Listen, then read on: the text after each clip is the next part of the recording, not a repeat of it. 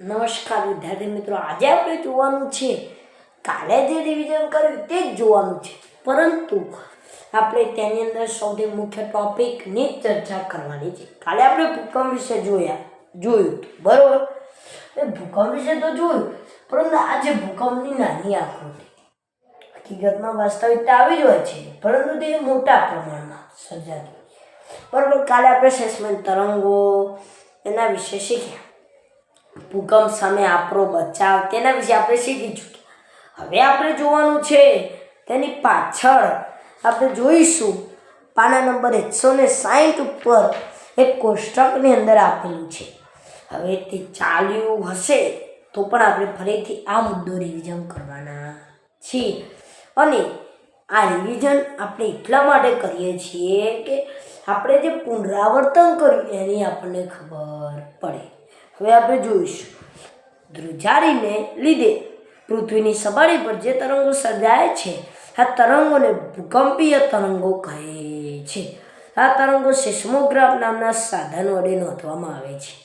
આ સાધન આમ તો સાદો ધ્રુજારી પામે તેવો સળિયો કે લોલક હોય છે. જે આંચકા આવે ત્યારે ધ્રુજારી પામે છે. આ ધ્રુજારી વ્યવસ્થાની સાથે પેન જોડેલી હોય છે. ભૂકંપીય તરંગોને લીધે આ ધ્રુજારી પેનની નીચેના ફરતા કાગળ તરફ તરંગો નોંધે છે.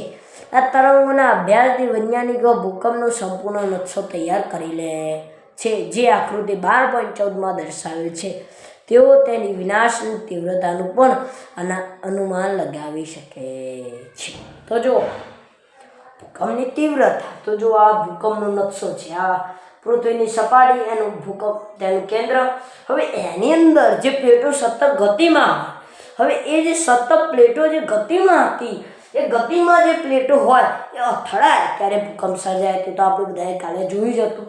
પરંતુ જે ભૂકંપ જે સર્જાવાનો જ છે બરોબર, એ જે ભૂકંપ જે સર્જાવાનો જ છે તેની આગાહી તો નથી શક્ય, પરંતુ તેનો નકશો બનાવીને વૈજ્ઞાનિકો તે વિસ્તારનો નકશો, તેની તીવ્રતાનું પણ માપાંક કરી લે છે.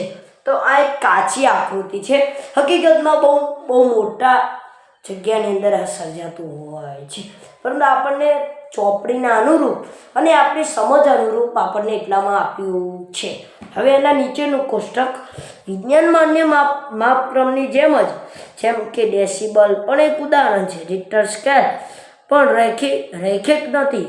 આનો અર્થ એ થયો કે 4ની તીવ્રતાવાળા ભૂકંપ કરતાં 6ની તીવ્રતાવાળા ભૂકંપની વિનાશકતા 1.5 ગણી હોતી નથી. હકીકતમાં તીવ્રતા 2નો વધારો થવો એનો અર્થ એ છે કે તેની વિનાશકતા 1000 ગણી વધુ હોય, અને આખી 6ની તીવ્રતાવાળો ભૂકંપ 4ની તીવ્રતાવાળા ભૂકંપ કરતાં 1000 ગણી વધુ વિનાશકતા ધરાવે છે. આ લાઈન કરી દેવી, કારણ કે આ વિકલ્પોની અંદર આટલી તીવ્રતા તો કેટલા ગણી થાય બધા વિશે આપણે સમજવાનું છે. હવે આપણે જોવાનું છે ભૂકંપ સામે રક્ષણ. હવે આ છેલ્લો મુદ્દો, પછી આપણે લાસ્ટ ચેપ્ટરની અંદર જવા જઈ રહ્યા છીએ. ભૂકંપ સામે રક્ષણ. આગળના પાનાઓ પર જોયું કે ભૂકંપનું પૂર્વાનુમાન થઈ શકતું નથી. આપણે એ પણ જોયું કે તે ખૂબ જ વિનાશક હોઈ શકે છે. એટલા માટે એ જરૂરી છે કે દરેક સમયે આપણે આપણી જાતના રક્ષણ માટે જરૂરી સાવચેતી રાખવી જોઈએ. સિસ્મિક ઝોનમાં રહેતા લોકોએ જ્યાં ભૂકંપની વધુ શક્યતા હોય ત્યાં લોકોએ વધારે તૈયાર રહેવું જોઈએ. સૌપ્રથમ તો આ વિસ્તારમાં આવેલી ઇમારતોની રચના એવી રીતે થયેલી હોવી જોઈએ કે મોટા આંચકાઓ સહન કરી શકે. ઇમારતો માટેની આધુનિક ટેકનોલોજી આ શક્ય કરી શકે છે. ભૂકંપથી સલામત હોય તેવા માળખા ઊભા કરવા એ પણ સલામત ભર્યું છે. યોગ્ય આર્કિટેક્ટ્સ અને માળખા માટે ખાસ એન્જિનિયરનો સંપર્ક કરો. ઉચ્ચ સિસ્મિક દિવાલો, ભારે બાંધકામ સામગ્રીને બદલે માટી, ગારો અને લાકડાનો વધુ ઉપયોગ કરી શકીએ છીએ. છાપરા બને તેટલા હળવા રાખવા. કદાચ જો માળખું પડી ભાગે તો મોટું નુકસાન ન થાય. કબાટ અને છાજલીઓને દિવાલ સાથે લગાડેલા હોય તો વધુ સારું, તેથી તે સરળતાથી પડી ન જાય. જ્યારે દિવાલ, ઘડિયાળ, ફોટોફ્રેમ કે પાણીના ગીઝર લટકાવો ત્યારે ધ્યાન રાખો કે ભૂકંપ આવે ત્યારે લોકો ઉપર ન પડે કેટલીક ઇમારતો ભૂકંપ સમયે આગ લાગે છે, માટે જરૂરી છે કે બધી ઇમારતોને, ખાસ કરીને ઊંચી ઇમારતોમાં અગ્નિશામકોની સ્થિતિ ચાલુ રાખવી. કેન્દ્રીય ઇમારતોના સંશોધન કેન્દ્ર રૂરકી ભૂકંપમાં અવરોધકોને ઇમારતો કઈ રીતે તૈયાર કરવી તેના પર કાર્ય થયું છે. ગુજરાતમાં ભૂકંપ પર સંશોધન કરતી ISR ગાંધીનગર મુકામે આવેલી છે. ભૂકંપ થવાની ઘટનામાં તમારી જાતને બચાવવાના નીચેના પગલાં લો. જો તમે ઘરે હો તો જો ટેબલ નીચે આશ્રય લો અને ધ્રુજારી બંધાય ત્યાં સુધી તે જગ્યાએ રહો. તમારા પર પડી શકે તેવી ઊંચી અને ભારે વસ્તુઓથી દૂર રહો. જો તમે પથારીમાં હો તો ઊભા ન થાવ. તકિયાથી માથાનું રક્ષણ કરો. ઇમારતો, વૃક્ષો તથા ઉપરથી પસાર થતા વિદ્યુતની લાઈનો દૂર ખુલ્લું સ્થળ શોધો. જમીન પર બેસી જાઓ. જો તમે મોટર કે બસમાં હો તો બહાર ન આવો. વાહન ચાલકને ધીમે ધીમે ખુલ્લા સ્થળ સુધી ચાલવાનું કહો.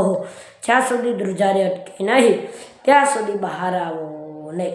તો જુઓ, હવે આજે આપણે જોવાનું છે કે ફરીથી ભૂકંપ સામે રક્ષણ. તો સિસ્મિક ઝોન કે ફોલ્ટ ઝોન જેવા વિસ્તારો હોય તેની અંદર મેં તમને કાલે જાપાન જેવા દેશોની અંદર લાકડાના ઘર, વાંસના ઘર, માટીના ઘર એ બધા રાખવામાં આવે. કારણ કે એ બધા વિસ્તાર જે હોય એને તો ભૂકંપની કઈ શક્યતા આ જ દિવસે આવશે એવું નક્કી નહીં. મહિનામાં 1-2 દિવસની અંદર અસર જણાય.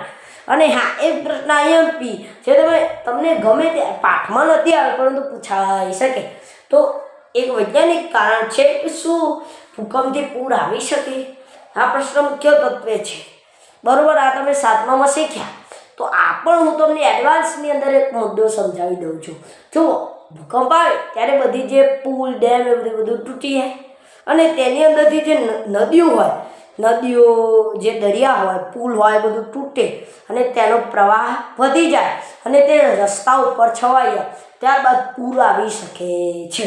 તો આ પ્રશ્ન આવી રીતેથી પૂર આવી શકે અને ગ્રાઇડમાં હોય તો તમે પોતાની રીતેથી પણ સમજી શકો છો. હવે આપણે આની અંદર એમ કહ્યું છે કે હવે આપણે પગલાં કઈ રીતેથી લેવા. તો જો આની અંદર સૌથી મુખ્ય તો પગલાઓ છે. સિસ્મિક કે ફોલ્ટ ઝોનવાળા માટે ઇમારતો, વિદ્યુતના થાંભલાઓ, વાયરોથી દૂર રહો. એ બધાથી દૂર રહો. પછી ગુજરાતમાં ભૂકંપનું સંશોધન કરતી સંસ્થા ISR છે, તેનું પૂરું નામ જલ્દી તૈયાર કરી રાખજો. બરાબર, એ પણ પૂછાઈ શકે. અને તે ક્યાં આવેલું છે? ગાંધીનગર મુકામે.